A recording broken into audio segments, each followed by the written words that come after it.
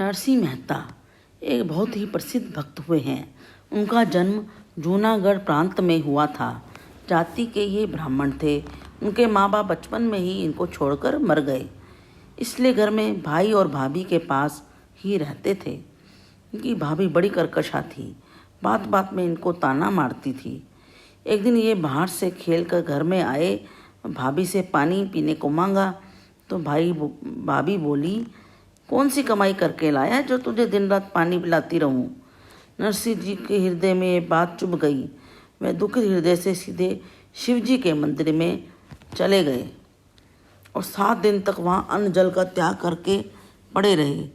ऐसा करने से शिव जी का आसन हिला और साक्षात दर्शन देकर कहा कि पुत्र वर मांग। क्या वर मांगता है? नरसिंह जी बोले, महाराज मुझको मांगना नहीं आता है। यदि आप मुझ पर प्रसन्न हो तो जो आपको अच्छा लगे वही दीजिए। इस पर शिव जी ने दोनों आंखें मूंदने को कहा। थोड़ी देर में उन्होंने आंख खोली तो क्या देखते हैं, वृंदावन धाम में सखी रूप में खड़े हैं। रास हो रहा है। अनेक गोपिकाओं के बीच में श्री कृष्ण और राधिका आसन पर विराजमान हैं। नरसिंह जी यह देखकर बड़े ही पुलकित हुए। फिर शिव जी की आज्ञा अनुसार मशाल लेकर दिखाने लगे, किंतु इनको मिसाल दिखाना आता नहीं था। यह तो एकटक खड़े होकर वृंदावन बिहारी लाल का रूप रस का पान करने लगे। तब श्री कृष्ण जी ने राधिका जी से कहा, ये आज कौन सी नई सखी आई है? राधिका जी बोली, हाँ, यह नई सखी शिव जी के साथ आई है। तो भगवान बहुत प्रसन्न हुए। नरसिंह जी से बोले, तुम जाओ, जो तुमने देखा है उसी का ध्यान करते रहो। ऐसा करने से तुम जहाँ याद करोगे मैं वहीं आकर तुम्हें दर्शन दूंगा। आज्ञा अनुसार वे अपने देश में वापस आ गए और एक अलग मकान लेकर वहाँ पर भगवान की उपासना करने लगे। साधु संतों की सेवा भी करने लगे। एक ब्राह्मण की पुत्री से इन्होंने विवाह कर लिया, जिससे एक पुत्र और 2 कन्या पैदा हुई, किंतु फिर भी सदा भगवान के भजन में लगे रहते। इनकी जाति के लोग यह देखकर इनसे द्वेष करने लगे, किंतु जिस मनुष्य की भक्त भयहारी भगवान सदा रक्षा करते हैं उसका कोई क्या बिगाड़ सकता है। एक समय कुछ साधु इनके घर पहुँचे। वे द्वारिका जी जाना चाहते थे। उन दिनों नोटों का रिवाज नहीं था और रुपये ले जाने में डर लगता था। इस कारण किसी ऐसे साहूकार की तलाश में थे जिससे हुंडी लिखवा ली जाए। लोगों ने दिल लगी करने के लिए साधुओं को नरसिंह जी के पास जाने को कहा। यह भी कहा, यदि 1-2 बार मना कर दें तो तुम उनके चरणों में पड़ जाना, तुम्हारा काम अवश्य हो जाएगा। साधु यह सुनकर नरसिंह जी के पास पहुँचे। 700 रुपये की थैली सामने रखकर अपनी इच्छा प्रकट की। नरसिंह जी तत्काल ही दुष्टों की दुष्टता समझकर बोले कि भाई, मेरे पास खाने को अन्न नहीं है, तुम ये किसके बहकाने से मेरे पास आए हो? किंतु जब साधु किसी प्रकार से नहीं माने तो नरसिंह जी ने एक हुंडी लिख दी। कहा कि इसको सांवल शाह साहूकार से ही बुनाना। साधु हुंडी लेकर द्वारका जी पहुंच गए।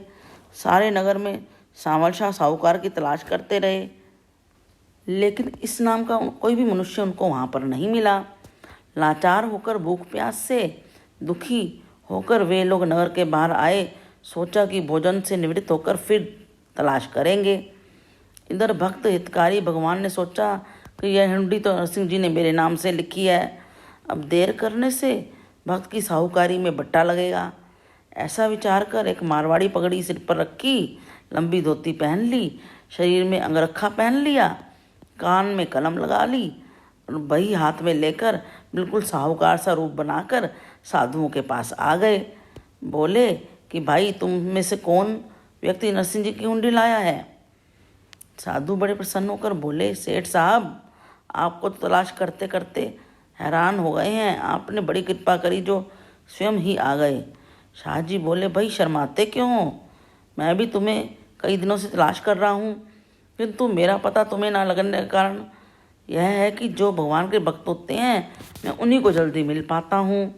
खैर, तुम हुंडी लाए हो तो लो, रुपया संभाल लो।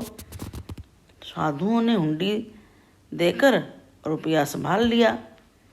शाह जी ने एक पत्र भी नरसिंह जी के नाम पर लिख कर दिया कि उसमें लिखा, हुंडी पहुंच गई है और रुपए का भुगतान कर दिया है, अपना सेवक समझकर योग्य कार्य से सदैव सूचित करते रहिएगा। कुछ दिन बाद यात्रा कर चुकने पर वह साधु फिर नरसिंह जी के पास पहुँचे और सांवल शाह की चिट्ठी उनको दे दी। नरसिंह जी ने पूछा, क्यों? कहो, सांवल शाह से तुम्हारे रुपए मिल गए ना? साधुओं ने कहा, महाराज वो तो बड़े सज्जन पुरुष हैं। यह सुनकर नरसिंह जी ने चिट्ठी खोलकर बाँची और बहुत प्रसन्न हुए। फिर सोचा कि सांवल शाह को वह रुपए किस प्रकार से भेजने चाहिए। ऐसा निश्चय करके वे सब रुपया लेकर नरसिंह जी ने सारा सेवा में खर्च कर दिया, क्योंकि सांवल शाह के पास रुपया पहुँचाने का इससे अच्छा और कोई उपाय नहीं था। जब उन साधुओं ने यह सब हाल जाना तो वे भी भगवत भक्त बन गए। कुछ दिन उपरांत नरसिंह जी की बड़ी लड़की के पुत्र उत्पन्न हुआ, लेकिन उन्होंने सूचक में कुछ भी नहीं भेजा। तब लड़की की सास लड़की को तरह तरह के ताने मारा करती थी। इस पर लड़की ने अपने पिता को यह सब बात लिख दी। तब नरसिंह जी एक टूटी सी बैलगाड़ी लेकर वहाँ पर उसके यहाँ पहुँचने लगे। जब समाचार लड़की ने सुना तो बोली, पिताजी तुम्हारे पास सूचक देने को नहीं था तो नहीं आते, इस टूटी बैलगाड़ी में बैठकर मुझे और भी क्यों लज्जित किया। तब नरसिंह जी ने कहा कि बेटी तो किस बात की चिंता मत कर, ईश्वर सब भली करेंगे। तू तो जिस जिस सामान की सूचक में आवश्यकता हो उन सब की एक सूची बनाकर मुझे दे दे। सास ने उस सूची में पूरे गांव के लिए कपड़े लत्ते हीरे जवाहरात वगैरह सब लिख दिया। अब नरसिंह जी ने इस सूची का सामान कैसा पूरा किया, यह सब जानेंगे अगले वीडियो में। Like, share and subscribe.